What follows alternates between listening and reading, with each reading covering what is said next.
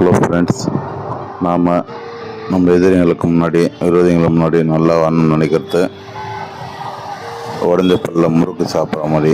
So நீங்கள் பச்சை தண்ணியாக சாப்பிட்டு பாயாசம் சாப்பிட்ணுன்னு சொன்னால் கூட ரொம்ப பொறாமப்படுவாங்க.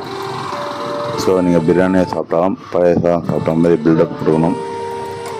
அப்போ கொஞ்சம் அவங்க சந்தோஷப்படுவாங்க. எக்காரணத்தை கொண்டும் அவங்க முன்னாடி உங்களோட பலவீனத்தை காமிச்சிக்காதீங்க. ஏன்னா ஒரு நாள் இல்லைனாலும் ஒரு நாள் அவங்க அதை தப்பாக பயன்படுத்தாங்க. ஸோ